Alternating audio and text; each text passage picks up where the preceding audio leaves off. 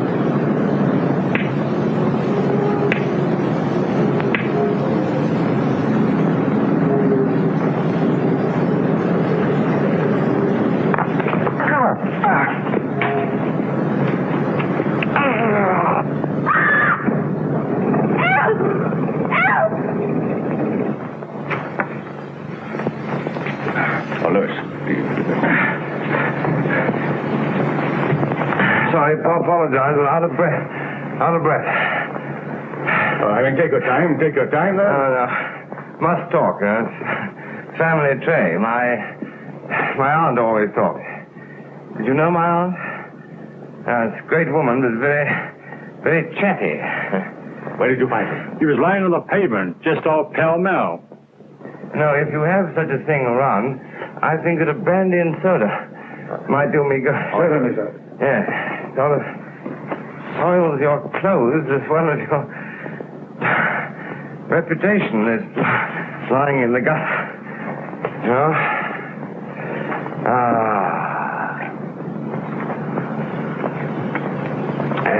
Thanks.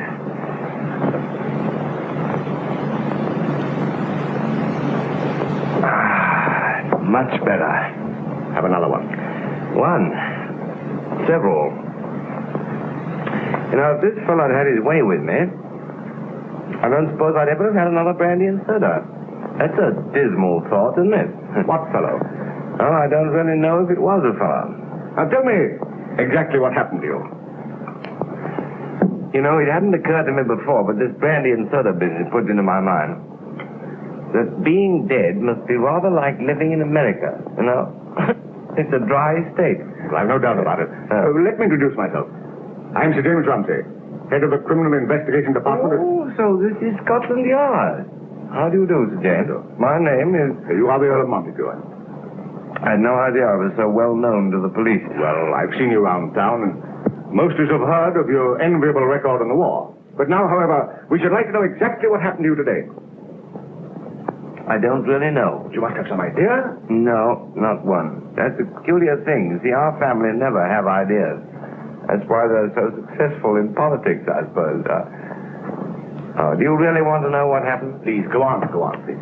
Well, I had an engagement at my club this afternoon, and I was on my way there. Yes, you were on your way there. Yeah. Well, go on. You were on your way there. And it was rather difficult navigating in the fog, you see. I remember thinking at the time that it was as thick as my creditors used to be before my uncle died. You know, I never began to live until my uncle died.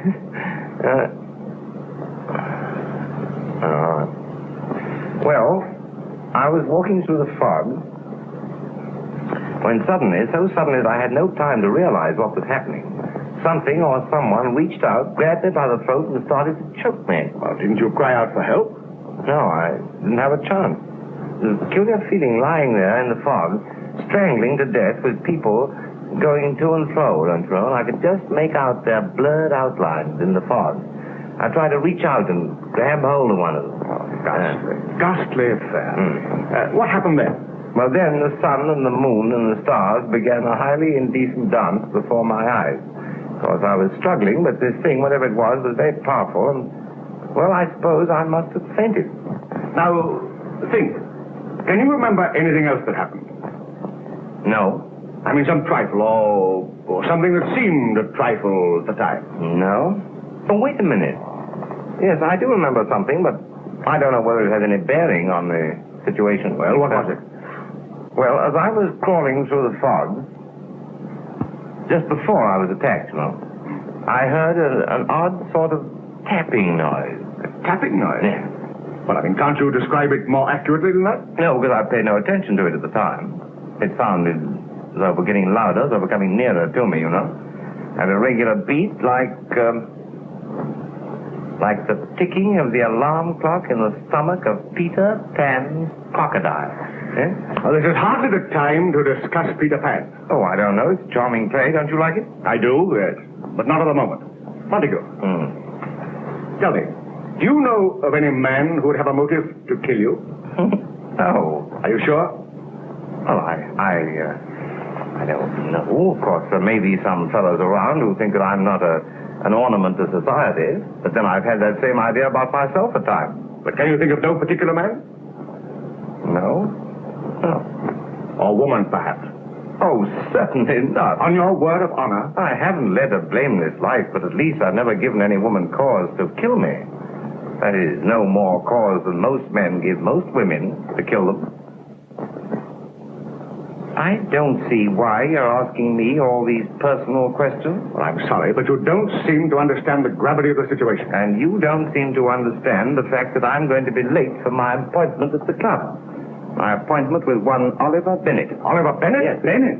Now, have you any fault to find with that? I'm afraid it'll be impossible for you to keep that engagement. Oh, why? Oliver Bennett is dead. Dead? Strangled to death this morning in the fog.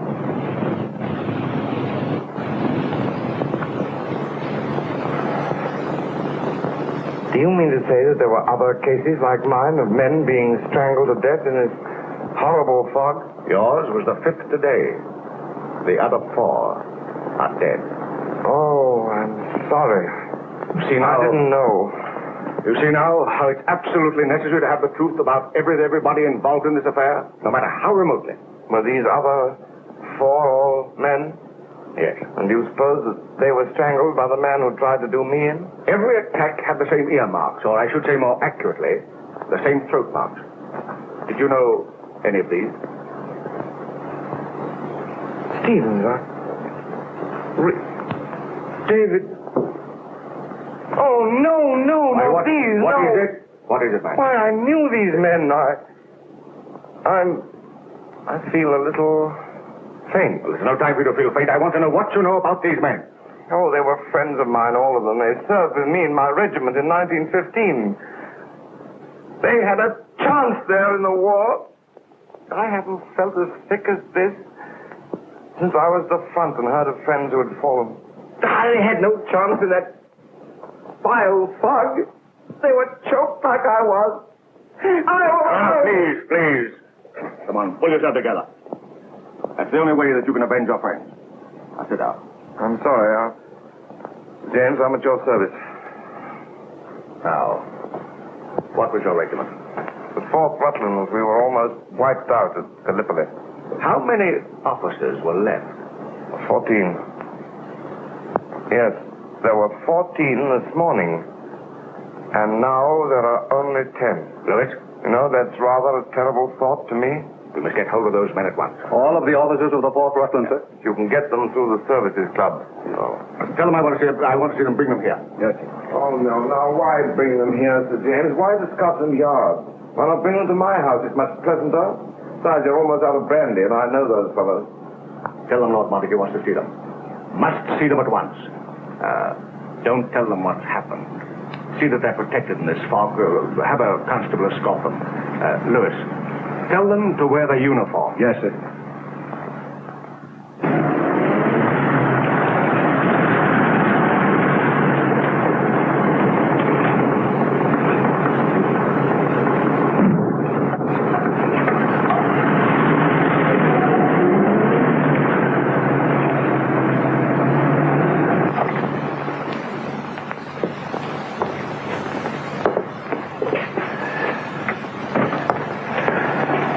Any calls for me today, Jordan? One, my lord. Oh, Miss Laverne. Laverne? From the Gaiety Theatre, my lord. Oh, yes, of course, Tabby Laverne, yes. I'll call her later. Oh, Jordan, this is Sir James Ramsey of Scotland Yard. Now, if anybody wants him, we'll be in the library. Yes, my lord. What a charming old house you have here, Lord Montague. Yeah, nice old place, isn't it? Of course, these old houses have their disadvantages. Years ago, the family used to complain a good deal of dragon trouble. Now it's mice. Of course, you can keep a cat to deal with mice, but I don't know how a cat would feel about dragons. What do you think, Ramsey? I feel you'll have a return of that dragon trouble if you don't stop drinking so many brandies and sodas. Oh, you think so? That reminds me. Remind you what? A brandy and soda. This house always been in your family? Oh, yes, the house and the dragons and mice and everything. What's that noise? I don't know. I don't like it much. The house was originally built by that old bird, Roger Montigue. Terrible old blackguard he was, but he got on very well in life. Someday, Ramsey, I must tell you the story of my life. It's a sad one. His epitaph reads that he had all the virtues. His ghost must smile when he sees it. There's that noise again. You know, I think we must be getting a little nervous. Nervous? I'm never nervous. Aren't you? I am. I had too much soda, not enough brandy this morning. So he's your ancestor? Well, he's one of them, yes. Oh, legend about him, I suppose? Oh, it's a famous legend. His ghost is distinguished from all other ghosts by the fact that he's green. Green? I thought ghosts were always white. Yes, all ghosts, but our ghosts. You see, Sir Roger, the old wretch, died of some nasty disease, like spinach, which turned him quite green. There's that noise again.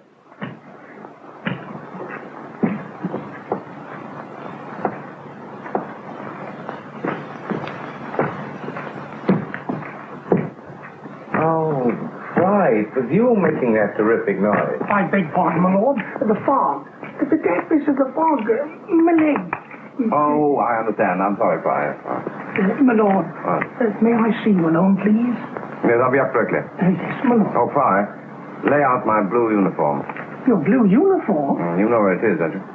Yes, my lord. All right. Now, let's go into the library.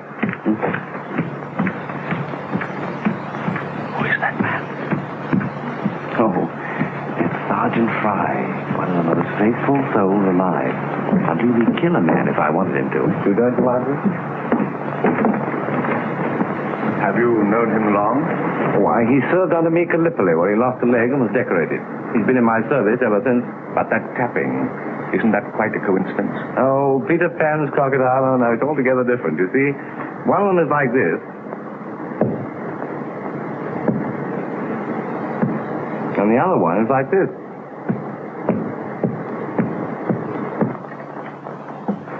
Inspector Lower, Scotland Yard. Where's Sir James Ramsey? In the library, sir. Take that. Pardon me, Sir James. Oh, did you get hold of them, Lewis? Yes, sir. Most of them thought it was some sort of a lark, but they'll all be here directly. Oh, well, then I better go and get dressed at once. Montague, I've missed my food. I haven't had a thing to eat. Could you arrange for a little snack? Oh, immediately, of course. Won't you help yourself to a brandy and soda? I'm a teetotaler, thank you. Oh, you shocked me. You've got such a nice, kind face, too. When did you take the veil? Lewis, did you discover anything more? Their military records are all as clean as a whistle, sir. But a curious thing came up about our host. Lord Montague? Yes, sir. One of the constables recognized Lord Montague, but he knows him under the name of Spinker, Spinker? as he maintains a flat in South Kensington under that name. Speak lower, Lewis. I don't quite trust this house. We have the address of the flat, sir. It's probably being searched now. Good. Oh, Jordan, see that tea and sandwiches are served for Sir James in the library. Yes, Father.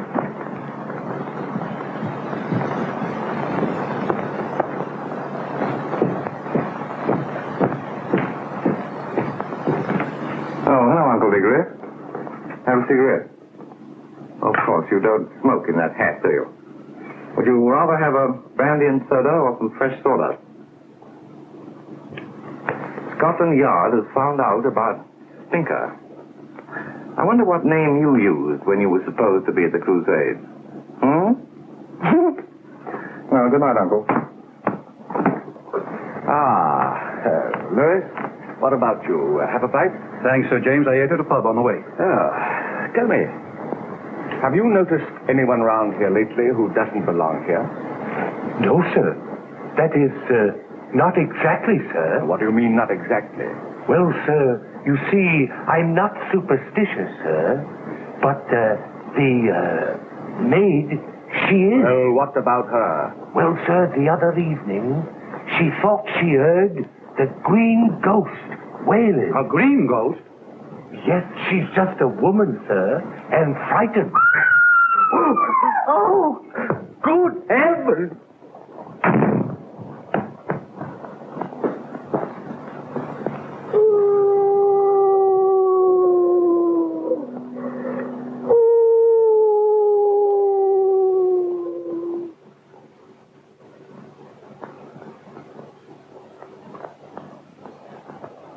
Come out of there.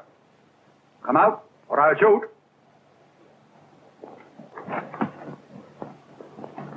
Come out of there. Did you hear it, sir? Hear what? That scream. Wasn't it you who screamed? I never scream unless a fella gets gay with me. Well, where did that scream come from? From the music room. Well, lead us there. Me? Yes, and quickly. Oh, if it ain't ghosts, it's guns in this house. Come on.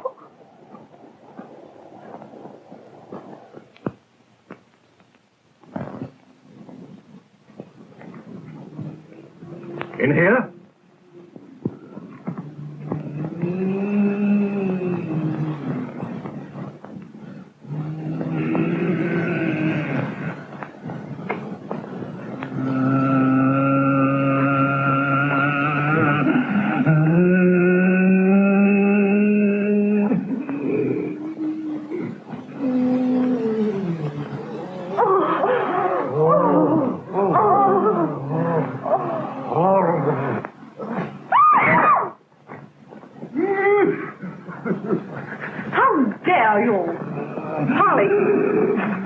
Come here.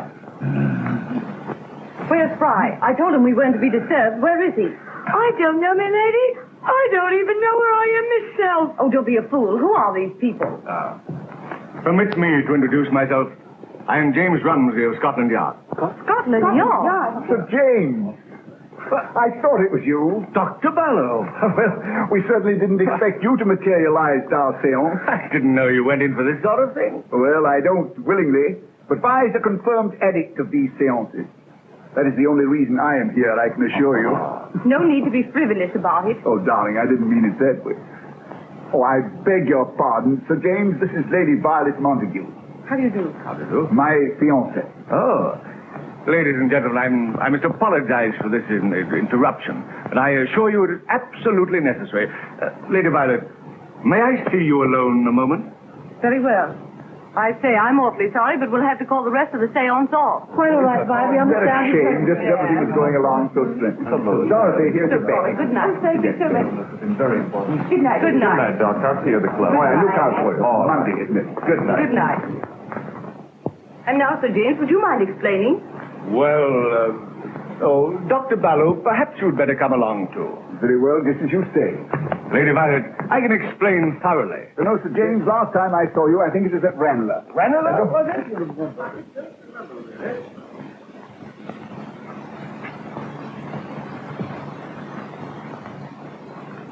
How are you, Leon? I didn't know you were out of jail.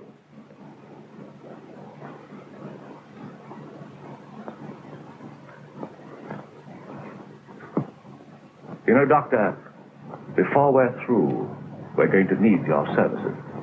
Well, yours to command, of course. Thank you. You see, there's something plainly pathological at the bottom of this case. And with your knowledge of the science of the brain. Oh, there you are. Oh, Monty. Monty, I'm so glad. Hello, Vi. Excuse me if I seem to be buttoning things up still. So didn't I hear a blood-curdling yell? Yes, it was only one of the maids. My seance frightened her out of her life. Oh, I see. Fine, darling. I wish you'd try to arrange to raise your dead somewhere else. Will you? You see, you've got Fry into a state now where he's afraid they're going to be arrested, and me into a state where I'm afraid they're not going to be arrested. Monty, I'm so glad you're still alive. Oh, darling, so am I, Lily. And of course, you know, dear boy, how happy I am at your escape. Yes. Wonderful. And now I'm going to mix myself a little brandy and soda, if you don't mind. Brandy and soda. My first today. I beg your pardon? Out of this class, I mean. Captain Bradley. Captain Dorchester, Mr. Williams, and Mr. McDougall. May I show them in, my lord? No, I'll show them in myself. There'll be other officers arriving. Very rough, Monty, keeping us waiting here. Yeah, I wonder what the idea is. There he is. Oh, Monty. I was just saying it was a lot of rubbish keeping us waiting here. Well, you shall never be kept waiting again, Elsa. Welcome, thrice welcome to the Sultan's harem. I say, Monty, old man. How does a bachelor keep a harem? Don't you know that in Turkey, only a married man can have a harem, and in England, only a single one? Well, now, that's funny. They've all vanished. Who's vanished? There's a fellow here I want you to meet. Well, I expect he'll turn up later. Hello, Sergeant Fry. Dear old Fry. Sergeant of sergeants. If he had this dessert, he'd have been a general. I'm happy to see you, gentlemen. Happier than I can say. Seems like old times. Well, boys, how's the choir tonight? Me. Not so good. We've swallowed too much fog. Now, come on, all together. Another little drink, another little drink, another little drink wouldn't do us any harm. Another little drink, another little drink, another little drink wouldn't do us any harm. Another drink, another little drink, another little drink wouldn't do us any harm. Another little drink, another little drink, another little drink wouldn't do us any harm. Boy, how are you? Hamilton, sir. The dream of every woman in London. Of every woman but the one woman, alas. By the way, Saver, I saw your performance of The Ugly Duckling. Very good. Oh, I usually am superb, you know. Did it ever occur to you, Saber, that your rise on the stage coincided with the decline of opera glasses? No, it didn't. Where's Lord Montague? He's in the library, sir. Oh, in the library, eh? Yes, sir. May I help you? No. Yes. Aha, the Major has arrived. Have I broken anything?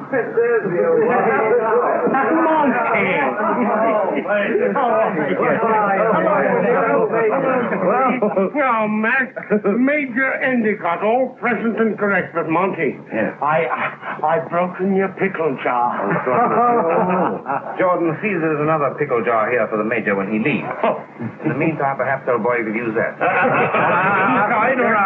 on. What? You must be more careful. I'm old and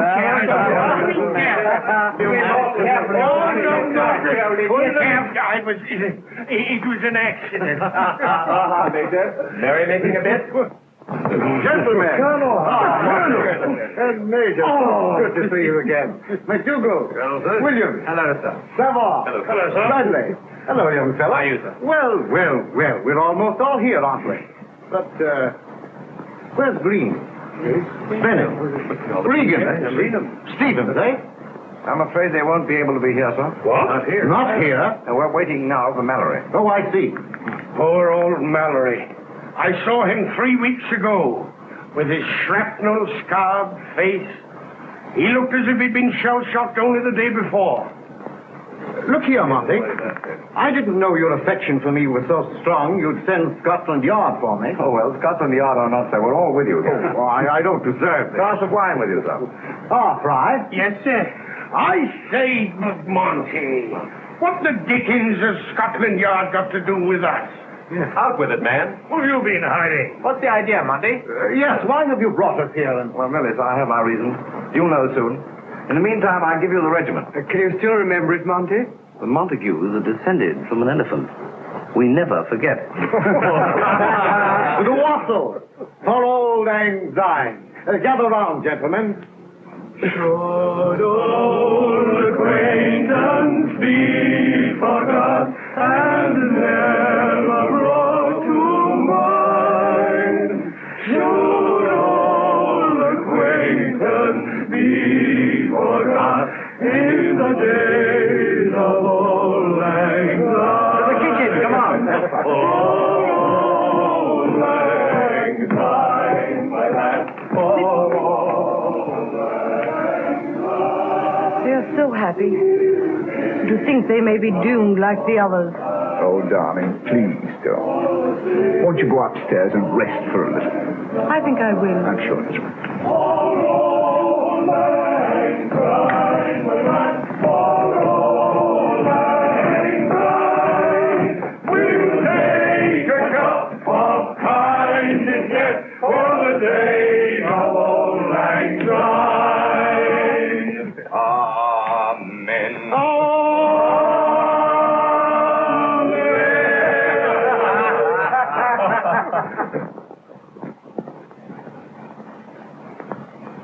The gentlemen are in the kitchen, sir. Will you join them, Major Mallory?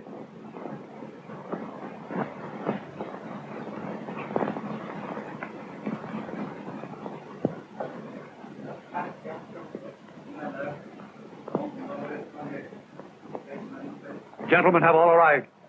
Allow no one to leave the house or enter it without my consent. Very well, sir.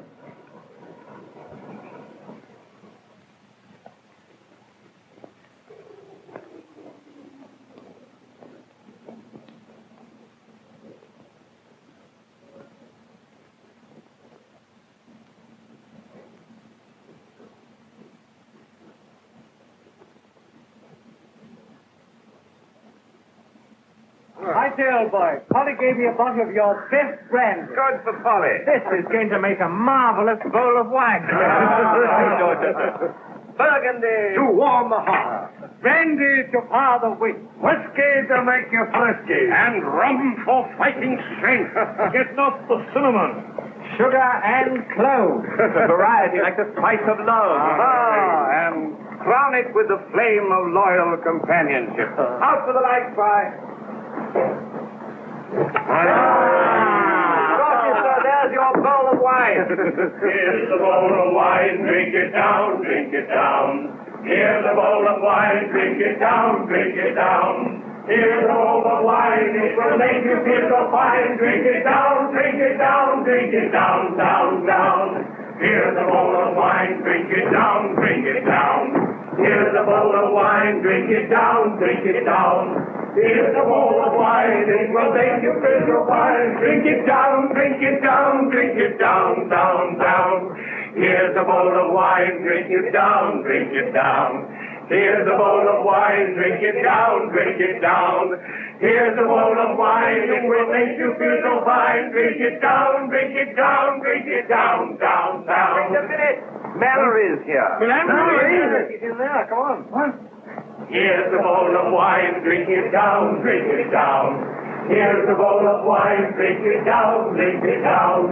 Here's a bowl of wine, it will make you feel so fine. Drink it down, drink it down, drink it down, down, down. Mallory, old boy, I'm so sorry. Mallory, my boy. Oh, he's only fainted. Try. A glass of water. Yes, sir. Oh, great heaven, Mallory, too. Sir James, quickly! Sir James! What on earth is that? What? Why, it's Monty's voice. Come around, all right. I think that water will be all right. Gentlemen, What is it? gentlemen, please. Just stand aside. What's wrong? Oh. Monty, what's happened? Oh, I'm fine. Dr. Ballou is making an examination now. Sir James, this man is dead. Major. But there are red marks on his throat. No, not that. Red marks? Why, what do you mean? Dr. Ballou means this unfortunate man has been murdered here. Murdered? He couldn't have been. There wasn't any noise. We heard no cry. We were all in the house. Yes. Oh, I think I know what's happened. There was something I had to tell you fellas, and I hadn't the heart to, and now... Now, will you all please go into the next room? Please. I know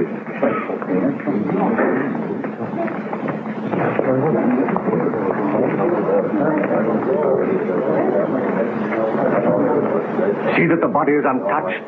See to the fingerprints and thumb marks. And call the local police station. Yes, sir.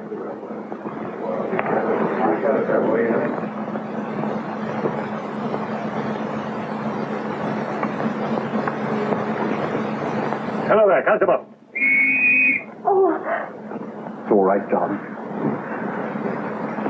Yes, sir. Has anyone approached the house? No, sir. Has anyone attempted to leave? Man tried to slip out of a window some time ago, sir. I shouted at him. He went back in the room, sir. Would you recognize him? Impossible in the fog, sir. One of the officers, I thought, for the cut of him. Well, say, what does he mean? Tell every man to stick to his post. A murder has been committed here. Yes, sir.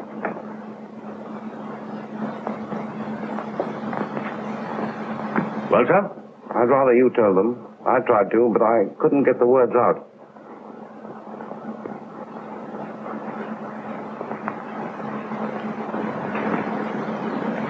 Lady Violet, if you don't mind, I would like to speak to the gentleman alone. Certainly. Come along, old girl. Thank you.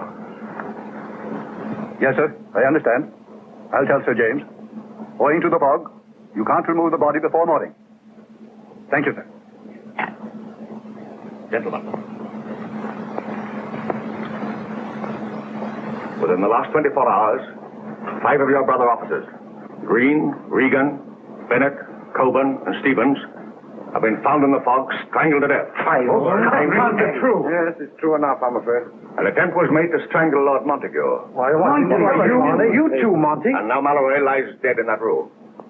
Fantastic as it may seem, an effort has been made to wipe out the surviving officers of the 4th Rutland. Here is something else for you to ponder on.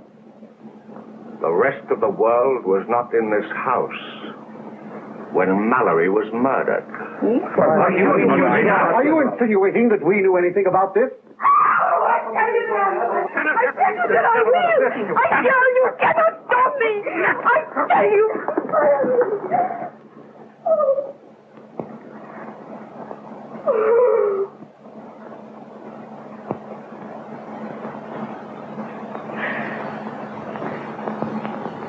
Which of you is Lord Montague? I am Lord Montague. I want to tell you. Wrigley, chair. In that chair. Major Comrade. Yes.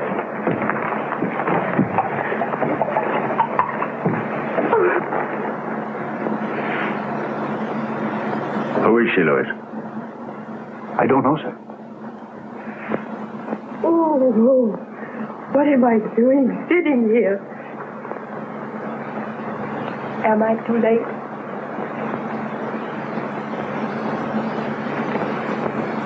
Has something dreadful happened already?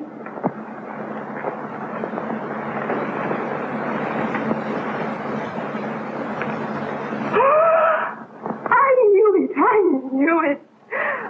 I should be too late. I would like to know who this young woman is. Oh, and myself. They will kill me also. Quiet. Sit down. There.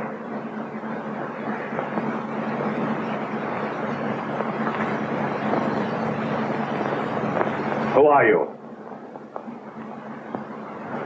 I am Efra Cavender. Cavender.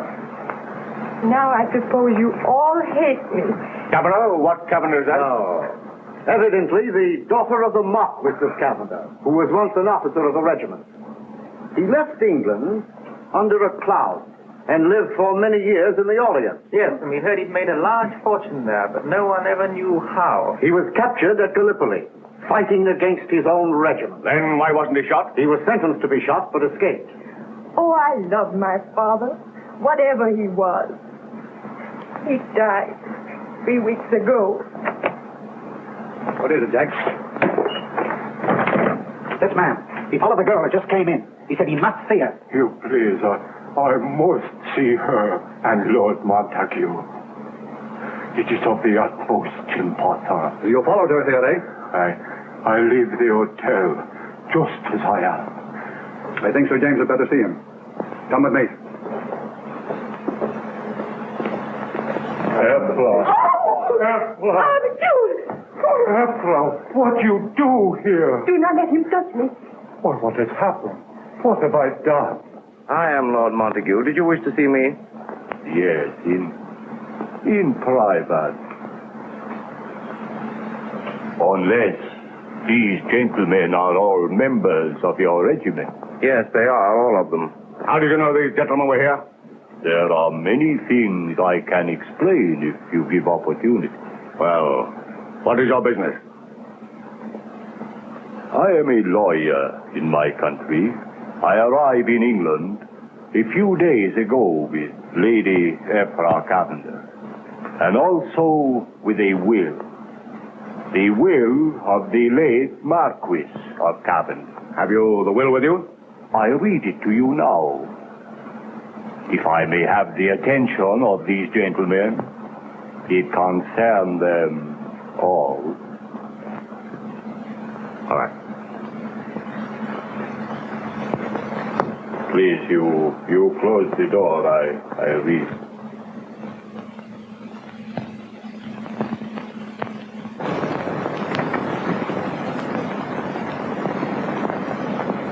These gentlemen, the last will and testament of James Hall Ballou, 4th Marquis of Cavender.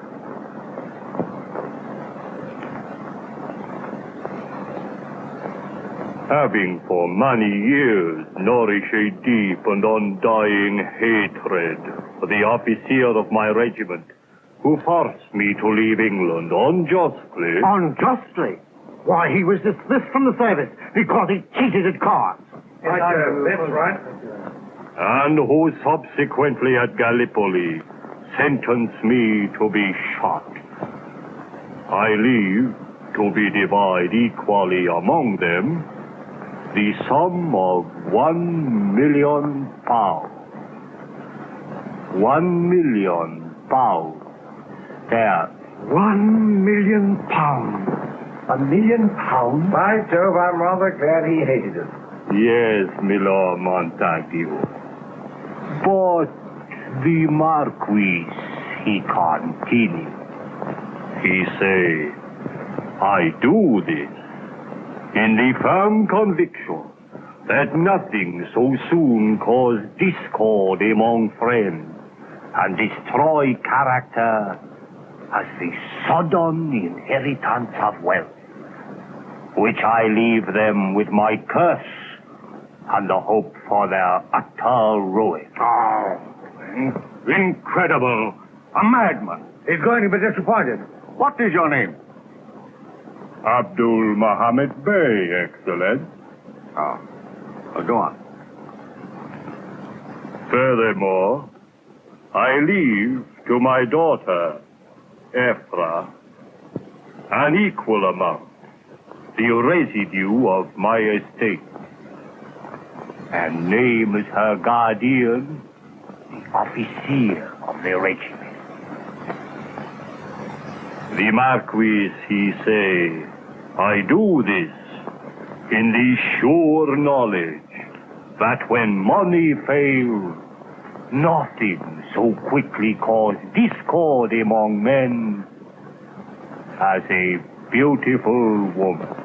Well, that's where he's entirely wrong. No woman in the world is worth the sacrifice of our friendship. No, that's the spirit. Together, always.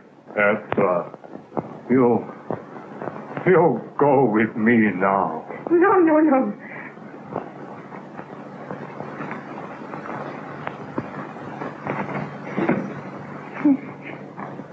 He has held me prisoner ever since I arrived in England. Lewis. Hold that man. I want to talk to him. Yes, sir.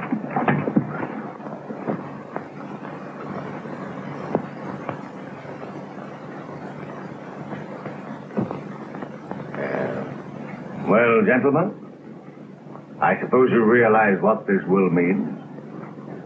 We now have a motive for the murder. By Jove, so we have. One of you has been very clever. The one who survives inherits the entire fortune. Yes. Yes. It was one of you gentlemen here. One of us? Yes. I overhear him talking with Abdul last night.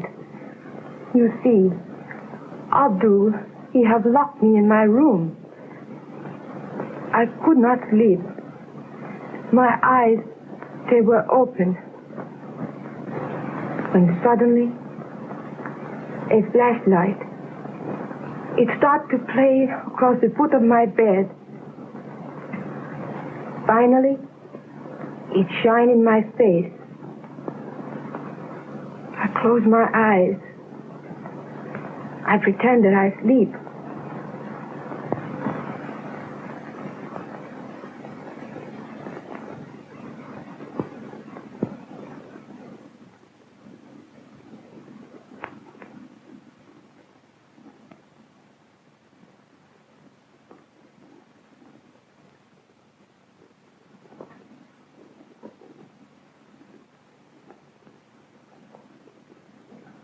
Of what you speak. If only this fog continues, we'll get rid of all of them.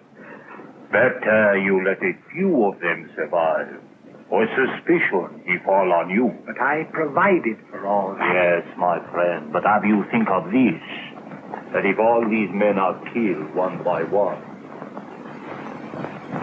And as soon as I was sure that they had left the hotel, I managed to free myself. And I came here. Oh, that's curious. Just a moment. If you heard the voice of that man again, would you recognize it? The boy?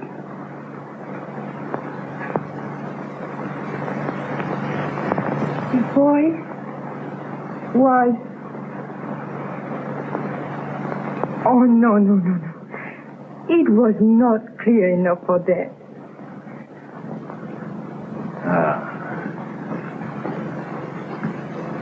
It is very evident that one of you knew of this will. That the murderer of your comrade is in this very room. Oh, Ron, this is horrible. I resent your words, sir. Please. I cannot stand any more of this. Of course, I'll take you to my sister. Let me help you, Monty. No, thank you. Well, I think you'd better stay. Lewis? Yes, sir. Take this lady to Lady Violet. If you please, miss.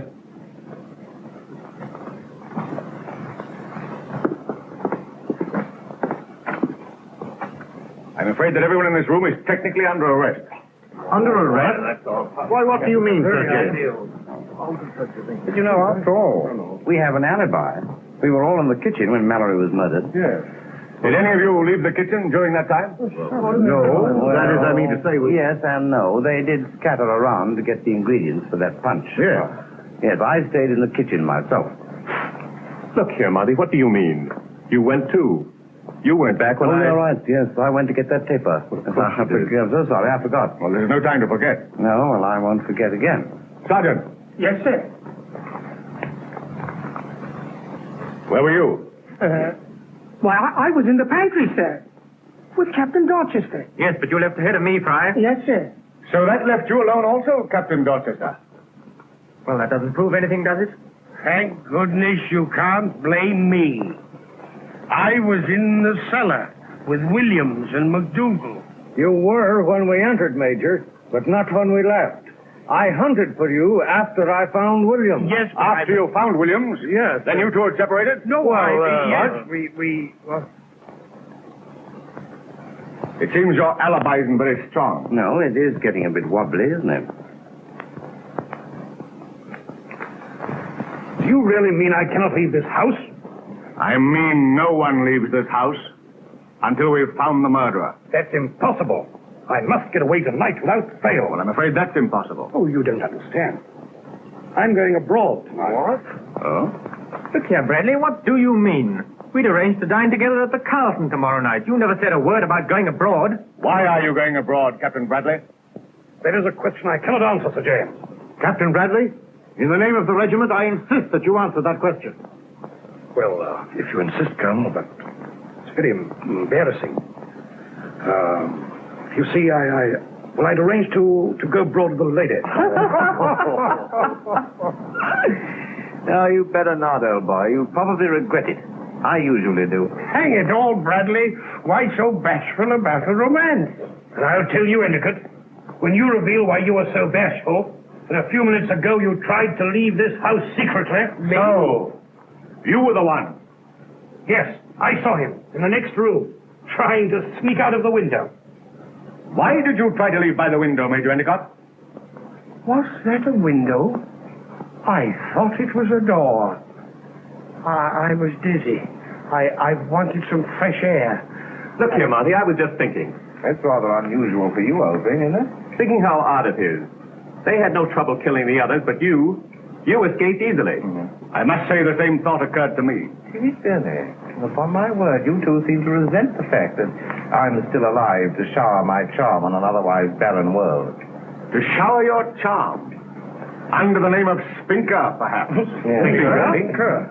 I've discovered Lord Montague keeps an apartment under the name of Spinker. As a matter of fact, I do, but what of it?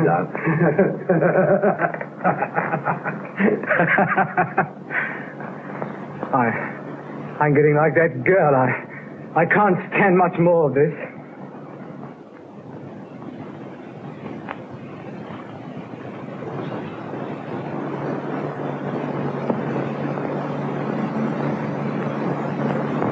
Lord Montague, why do you find it necessary to use an alias? Well, there are times in life when nothing stands between a man and marriage but an alias. And Spinker. Well, what are you all looking at me like this for? They're thinking what I thought. That you say they tried to kill you, and yet you're as happy as a lark. Oh, it isn't the first time that Monty's jested in the face of death. Thank you, sir. Why, you almost seem to suspect me, Sailor. Well, you must admit yourself, Monty. A false attack would be a perfect alibi in a case like this. Oh, you're thinking of some stage plot you acted in. Superbly, of course. Perhaps I never played a part more superbly than you are playing one now. Oh, I say. I resent that, Sailor.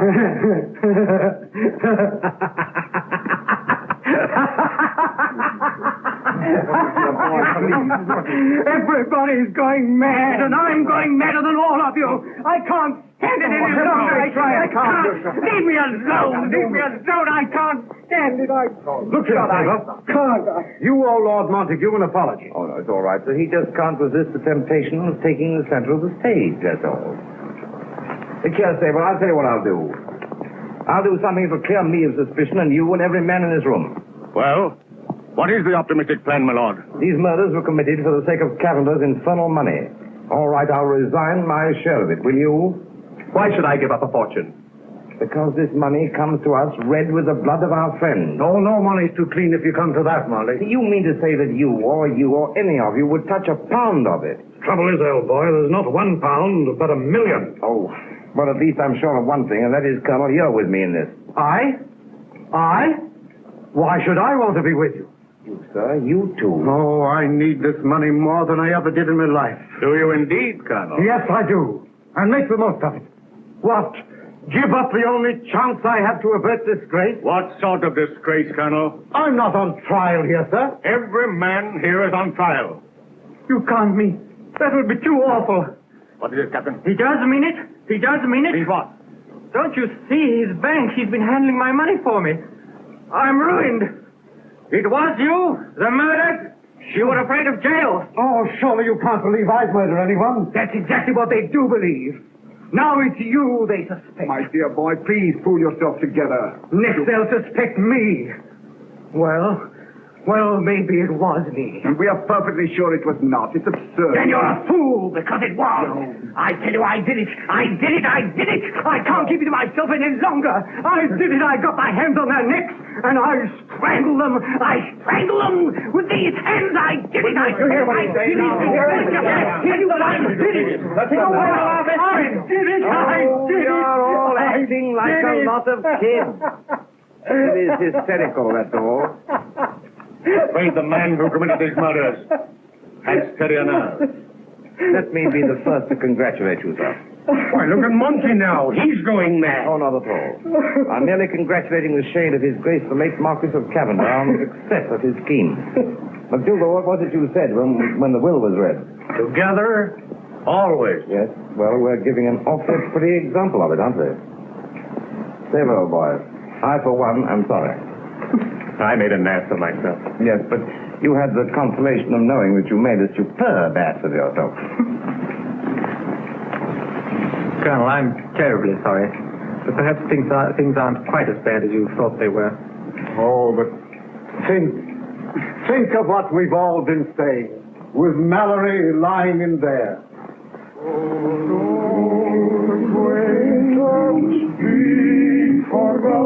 And never brought to mind, so go the acquaintance be forgot in the days of old lang syne. Old lang syne, my God, old lang syne. Richard! Come quickly, please.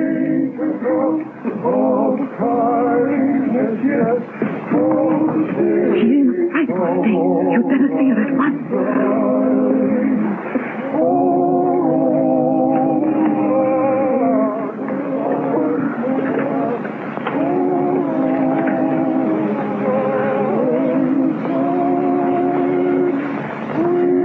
Lady Efra.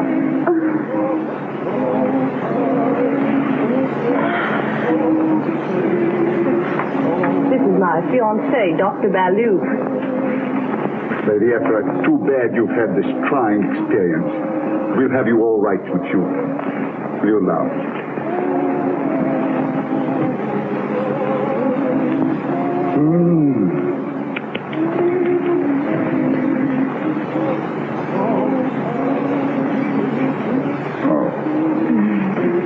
You need sleep very bad.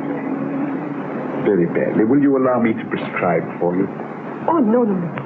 It is not necessary, Doctor. Oh, just a mild sedative. I'll run to my room and get it.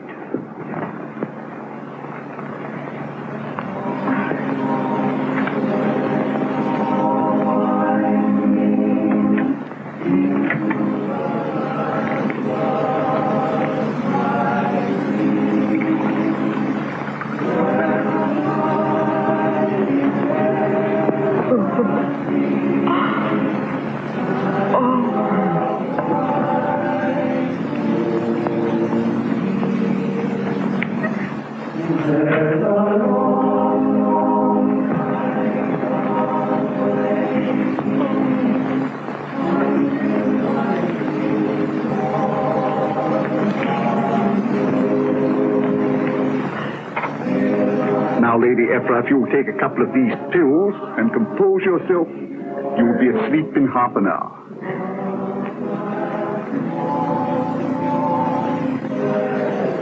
There.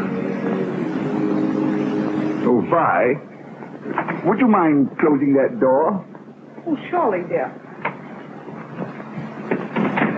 Thank you very much.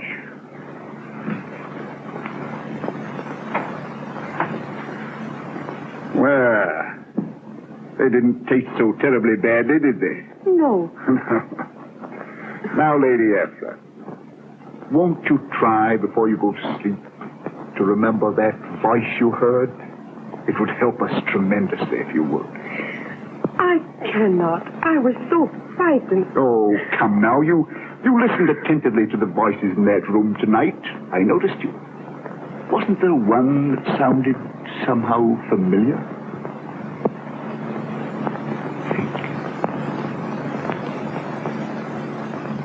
It sounded like your voice.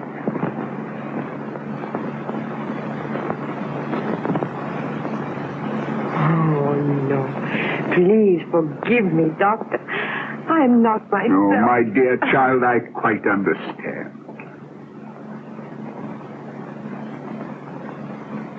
Your medicine, Doctor. It is beginning to make me sleepy.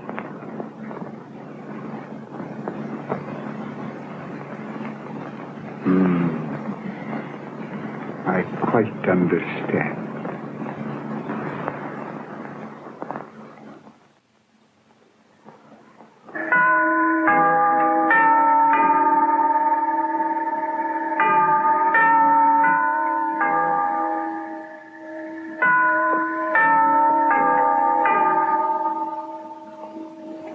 Monty, old man. Big Ben has struck happier hours, I think. Yes, come on. Yes, many happier hours.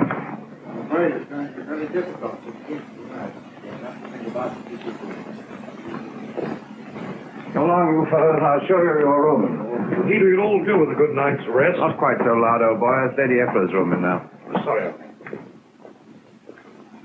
You'll sleep in here, Colonel. I've told Fry to lay out everything you'll need. Good night, sir. Thank you so much. Good night, Monty. Good night, sir. Good night, sir, James. Good night. Good night, Colonel. Good night, Endicott. Ready, old fellow, you sleep in there. Thanks, Monty. Good night. Good night, old boy. Good night, everybody. You sleep superbly in there. Hooked up. Good night, everybody. Good night. First to the left, and the first two doors on the right. Good night. Good night, James. Good night. Good night, old boy.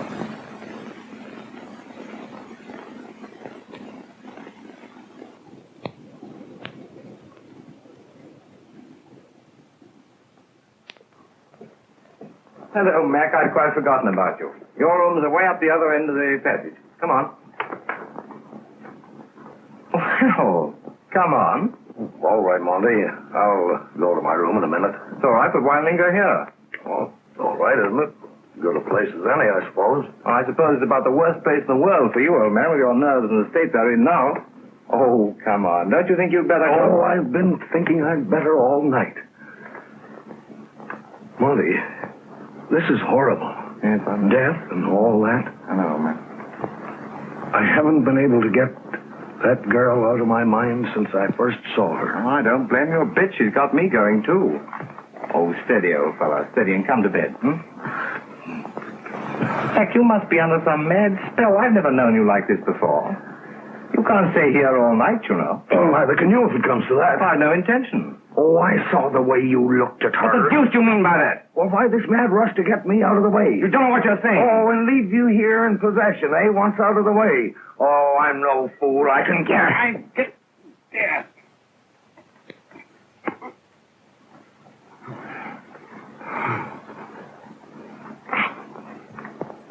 Oh, I'm awfully sorry, Mac. There's a devil in this house, Monty. Yes, there is. That devil Kavanaugh. He's got what he wanted, all right. He had us all fighting over money, and now this. You're right, Monty. I'll go to bed. Good night. Good night, old man.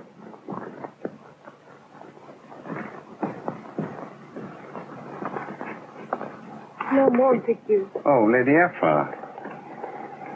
My eyes.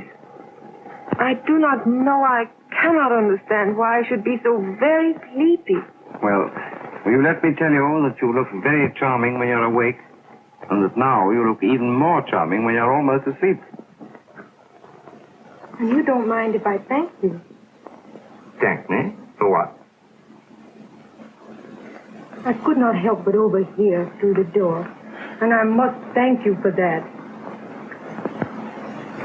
And also for the beautiful flowers. The flowers? Oh, to a terribly nice girl from a man who's always longed for one. No, but seriously, you must let me thank you for coming here. No. I told your sister, I have brought misfortune to your house. So why should you thank me? Well, at least allow me to thank you for letting my eyes rest on you. You're sweet. Good night.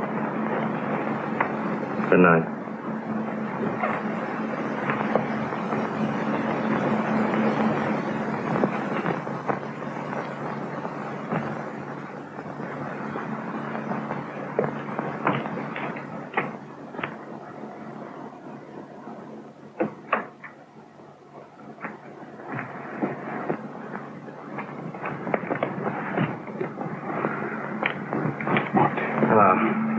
I'm just going downstairs to get my cigarette case. I think I must have left it in the Lion. Well, we can have one of mine. No, thanks. I prefer my own. We smoke the same brand. Silly old buffer's gone loony. Hi-ho.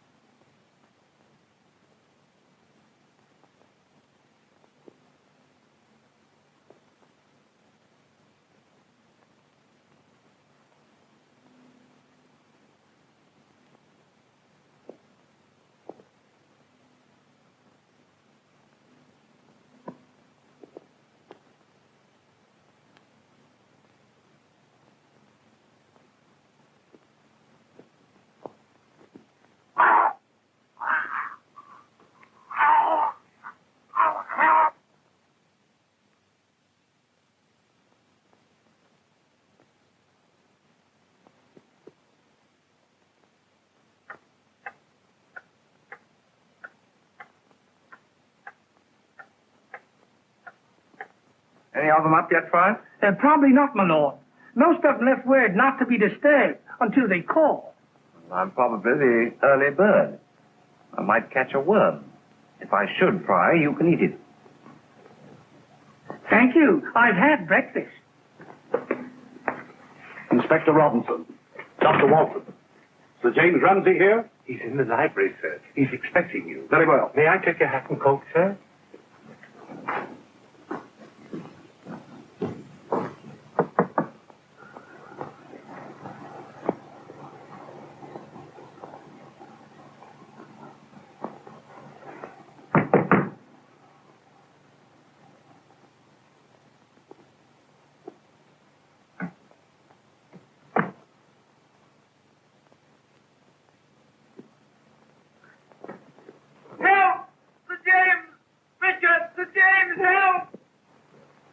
David. What is it? What's happened? Monty, what the... Oh! He has a red mark. What's the matter, boy? I don't know, something dreadful. No, Montague. Why did you fall? Oh, I'm afraid. Are you sure, Doctor? Dead. Strangled.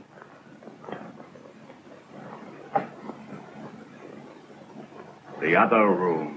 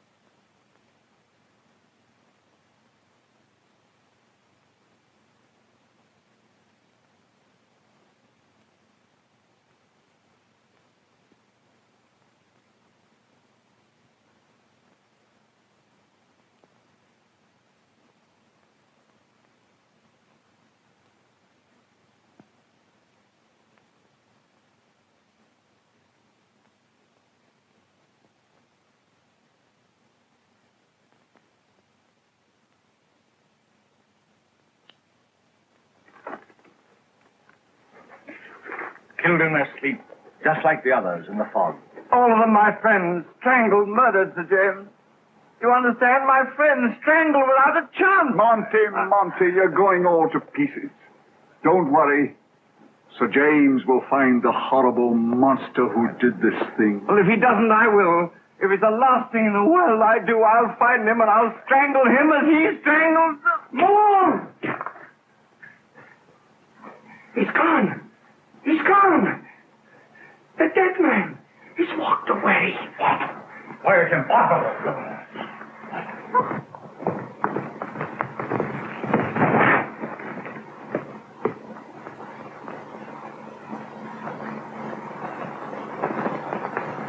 Sir James!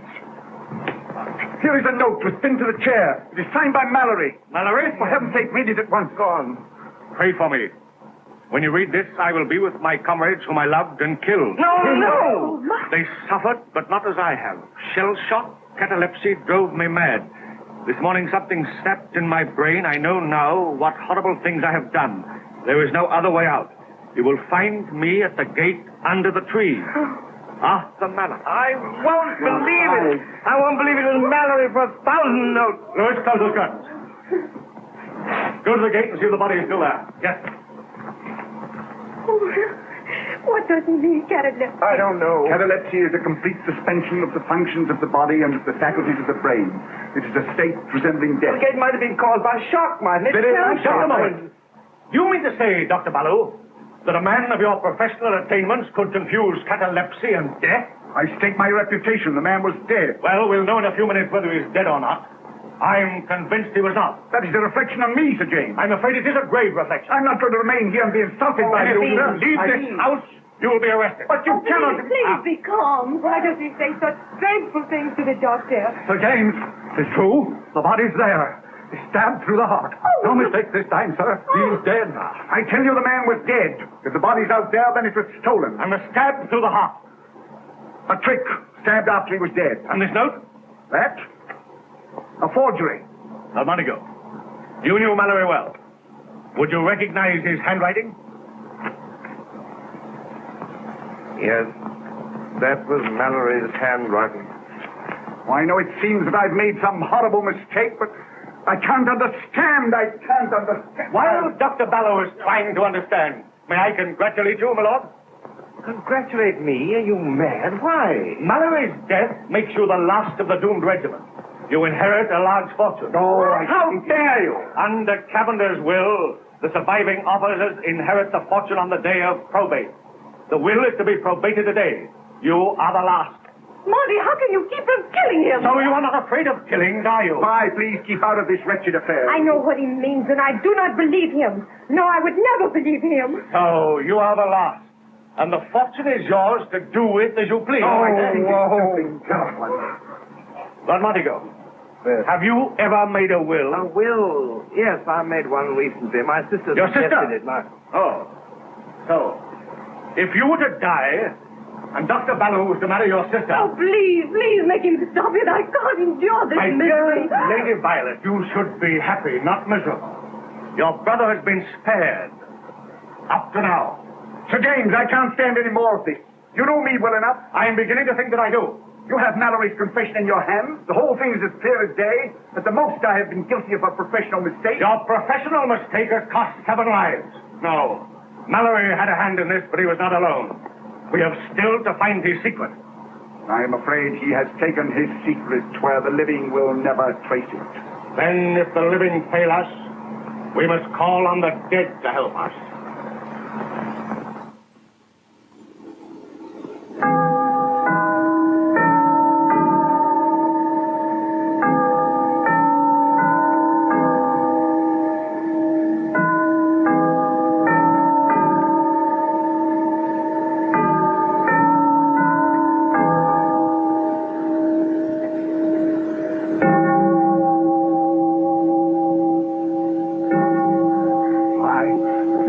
Fail me now. This is the last.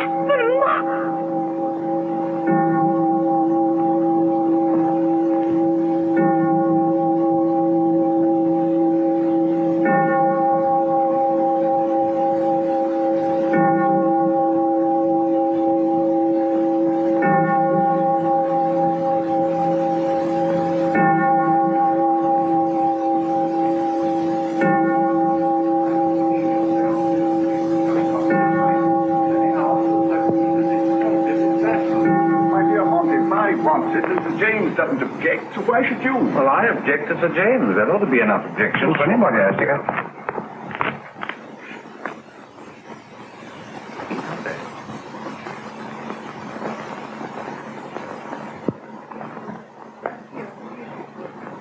I think we'd better get started. Oh, here are the ladies now. Come along, Vi. We've got everything all ready for you.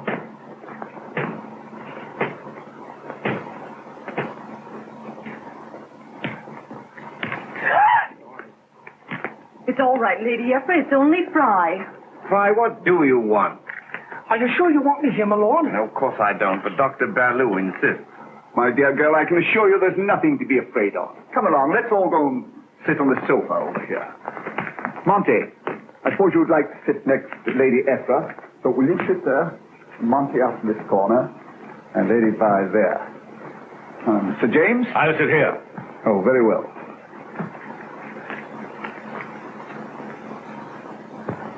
Now, before going any further, I'd like to explain the reason for this unusual course. This morning, Scotland Yard, in the person of Sir James Ramsey, made a rhetorical statement about calling upon the dead to help in solving this mystery. As you all know, Lady Vi is a confirmed mystic, and she has taken Sir James's words literally.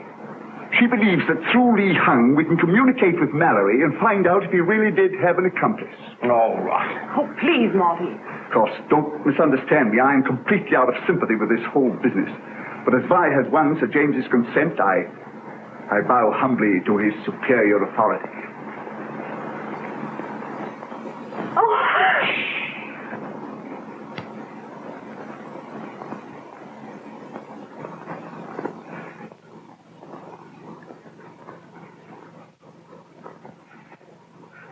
Richard. Oh. Please.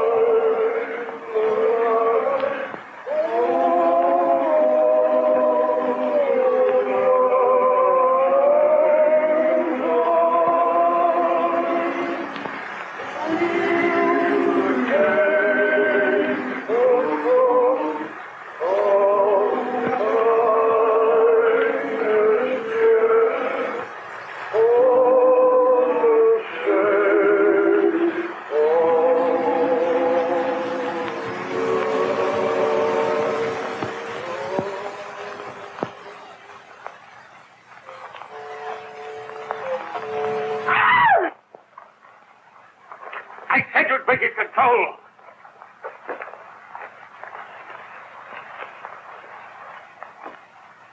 Dead man. They were here. Lady Efra, you were letting your imagination run away with you. They were here. Oh, be calm. I saw them. I should like to retire. Oh, Fry, be quiet. But I really should. Look here, Vi, I got it. Monty, be quiet. Let's go on. Lady Efra, please sit down. Sit down. But I tell you that I did see them. They were right here.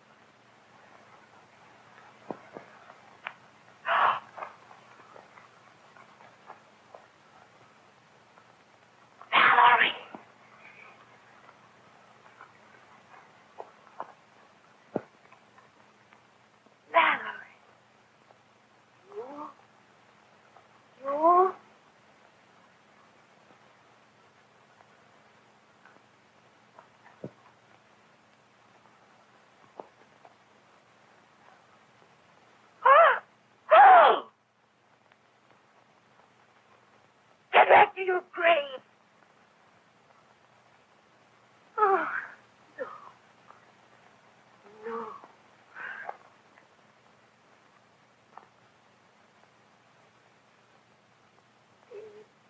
Oh, for if you live, you do as I tell you. You always do as I tell you. You kill for me.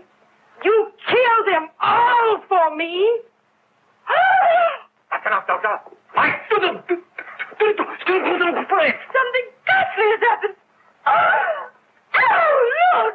Oh. Out that knife. Oh.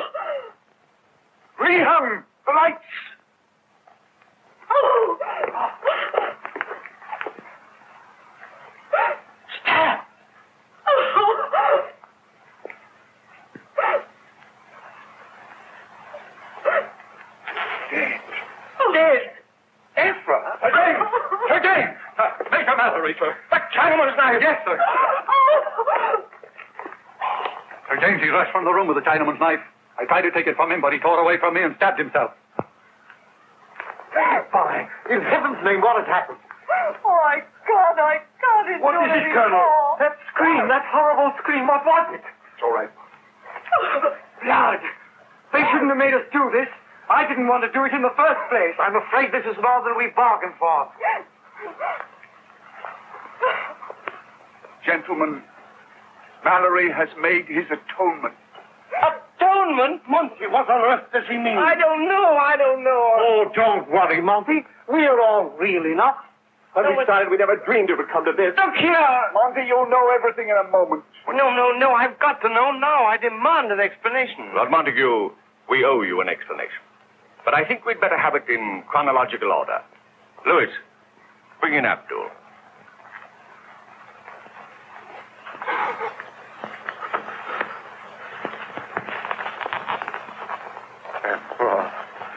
Efra.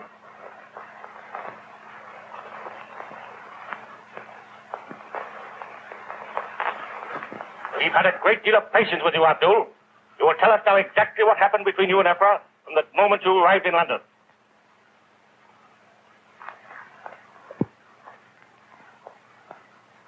Farewell. I speak.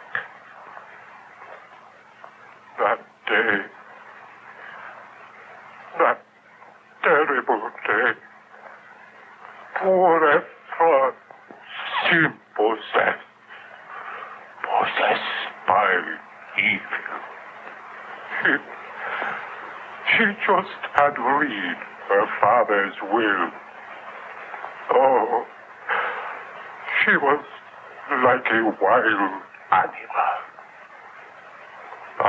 I say to her, Efra, you must not speak so of your father. May he rot in his grave.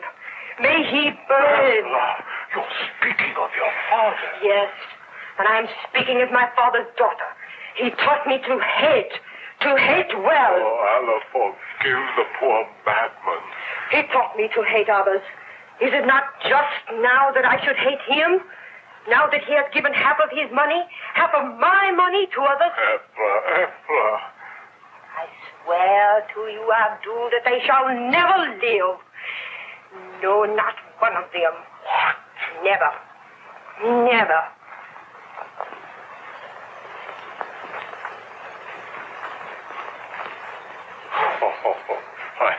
I think maybe you find it rather difficult to kill 14 of them.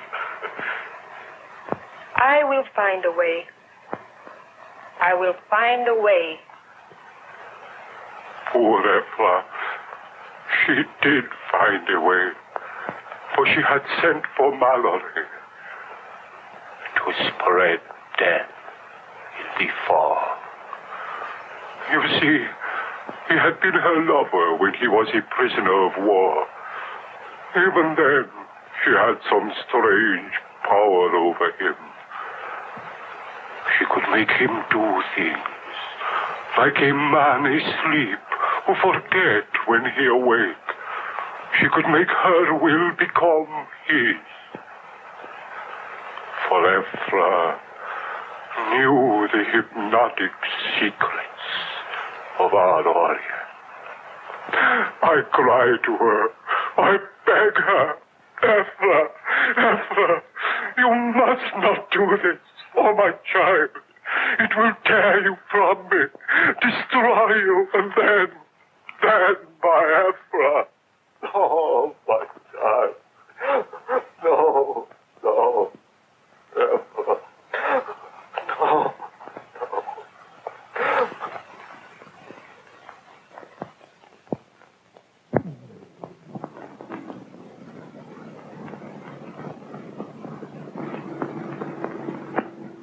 And that was why Efra accused him of holding her prisoner.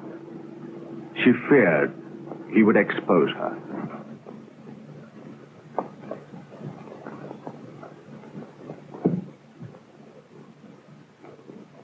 Look here, Sir James, you didn't know what we've just heard. Why on earth didn't Dr. Ballou tell us that Mallory was not dead in the first place? Because in the first place, he appeared to be dead.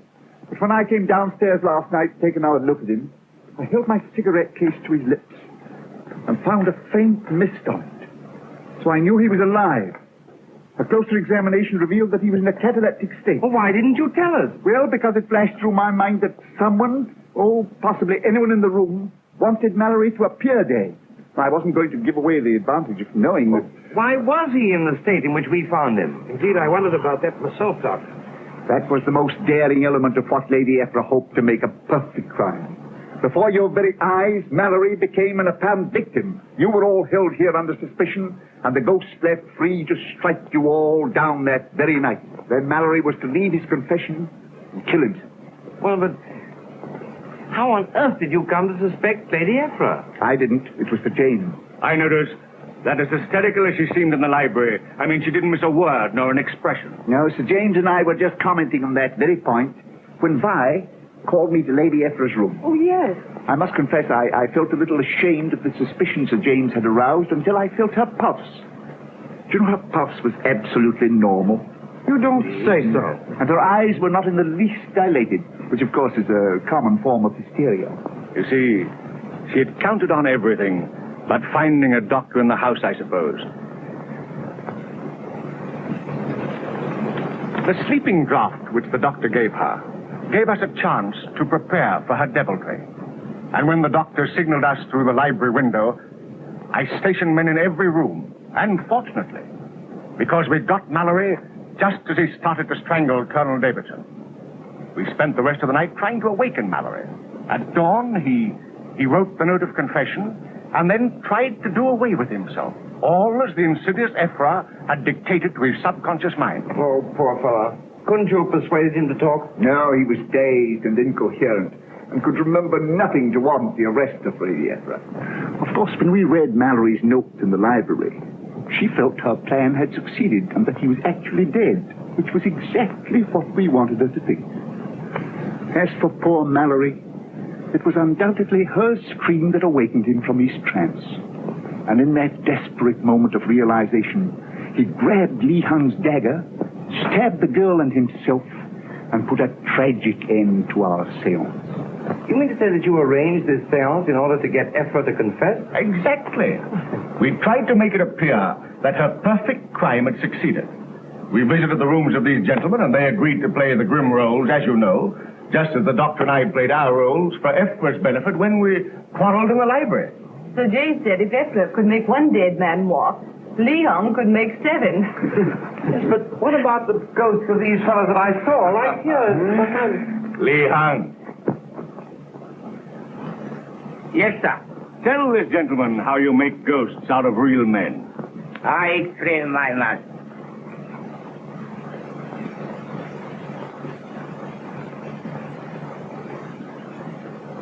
The image was thrown this mirror, through this right, through those mirrors, down there. Where you saw the ghost. Oh, my God. You know, I can't believe it yet. I can't. Look here. Why so tearful now? It's all over. Oh, yes. Welcome, the bride. Welcome. 100 times.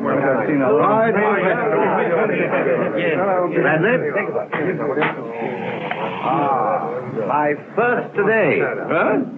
Well, let you know what I mean. You know, I did think she was a nice girl. Well, someday, Dorothy, I'll tell you the story of my life. A sad one. Beg pardon, my lord. Miss Laverne on the telephone.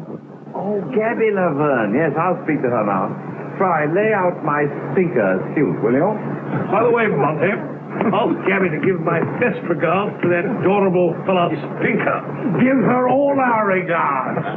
For old Lang Syne. Yes, for old Lang Syne.